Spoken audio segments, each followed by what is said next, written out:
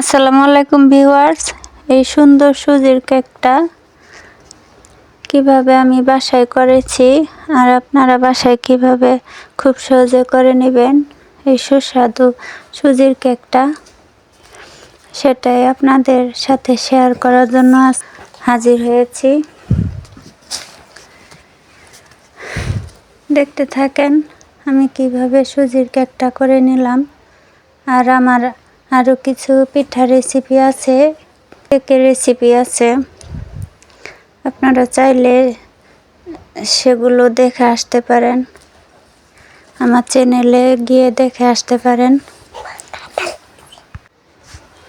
আমি একটা বাটিতে 2 কাপ সুজি নিয়েছি। এটা কিন্তু ভাজা সুজি না, এটা কাঁচাই নিতে হবে, ভাজা সুজি নিলে হবে না। আর দিয়ে দিলাম আমি 1 চামচ ইস্ট,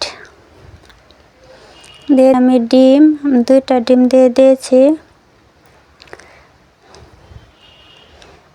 2টা ডিম আমি কুসুম সহ দিয়ে দিলাম। এখন আমি ডিম আর ইস্টটাকে ভালো করে সুজির সাথে মিশিয়ে নিচ্ছি।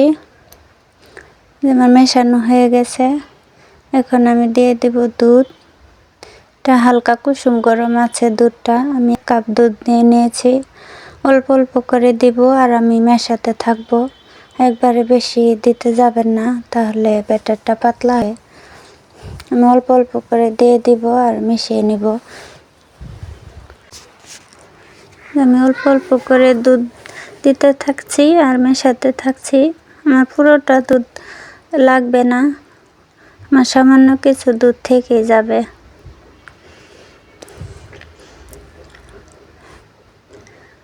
আমি এই যে মেশানো হয়ে গেছে আমার, এখন আমি ঢাকনা দিয়ে ঢেকে রেখে দেব আমি 2-3 ঘন্টার জন্য। 2-3 ঘন্টা পরে ফিরে আসলাম। এই যে দেখেন ফুলে একদম 4 গুণ হয়ে গেছে। আর আমি চামচটিতে রেখে দিয়েছিলাম, একদম নিচে পড়ে গেছে। এটাকে আমি স্প্যাচুলারের সাহায্যে তুলে নিলাম। নিয়ে আমি আবারও দুধ দিয়ে অল্প অল্প করে দুধ দিব, চিনি দিব, দিয়ে মেশাবো। মিশিয়ে আমি ব্যাটারটাকে একটু পাতলা করে নেব। আবারও আমার 1 কাপ দুধ লেগেছিল। আমি আবারও অল্প অল্প করে দিব আর মেশাতে থাকব। প্রথমে আমি চিনি দিয়ে দিলাম 1 কাপ, পরে আরও একটু দিয়ে দিব। 1 কাপ দিয়ে আমি মিশিয়ে এখন দিয়ে দিলাম এলাচ গুঁড়ো, যাতে ডিমের স্মেলটা না পাওয়া যায়, সেই জন্য এলাচ দিয়ে দিলাম। আপনারা চাইলে যদি ভ্যানিলা এসেন্স থাকে সেটা দিয়ে দিতে পারবেন। এখন আমি ভালোভাবে মিশিয়ে নেব দুধটার সাথে, ব্যাটারটা ভালো করে গুলে নেব। আমার যেরকম দরকার আমি সেভাবে গুলে নেব। এখন দিয়ে দিলাম আমি সামান্য কিছু 1/4 কাপের মতো গুঁড়ো দুধ। গুঁড়ো দুধটা দিয়ে আমি আবার একটু গরুর দুধ দিয়ে ভালোভাবে এই যে আমি গুলে নিচ্ছি, আপনারা দেখতেই পাচ্ছেন। এখন দিয়ে দিলাম 1 চিমটি লবণ। মিষ্টি খাবারে সামান্য একটু লবণ দিলে মিষ্টির ব্যালেন্সটা ঠিক থাকে, না হলে পানসে পানসে লাগে।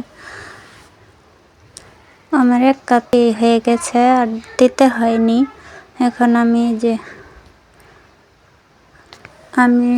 কেকের যে কাপ কেকের যে বাটিগুলো হয় সেগুলোতে আমি সবগুলো অল্প অল্প করে ভরে নেব। আর যেগুলো বাকি থাকবে আমি বাটিতে দিয়ে দিব। আমার 6টা কাপ ছিল, আমি 6টাতেই দিয়ে দিয়েছি।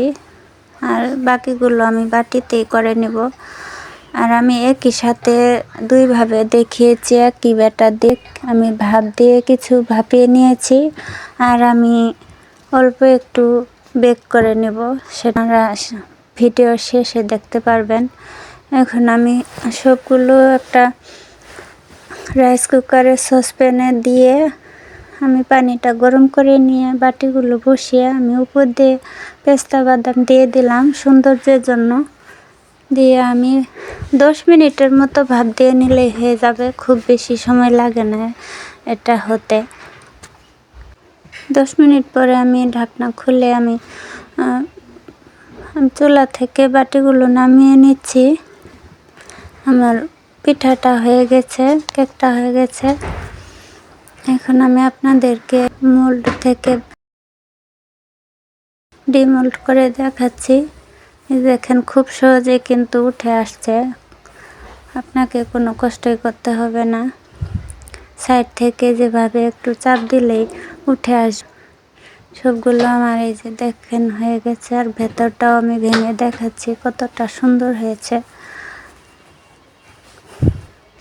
আমি এভাবেই বানিয়ে আমি যে বাকি ব্যাটার ছিল সেটা আমি একটা কেকের মোল্ডে নিয়ে নিয়েছি।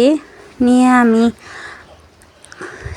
ওই প্যানেই আমি পানি ফেলে দিয়ে আমি বেক করে নিয়েছি একটা স্ট্যান্ড দিয়ে। এটাও আপনাদের আমি দেখিয়ে দিচ্ছি, এটাও কত সুন্দরভাবে হয়েছে।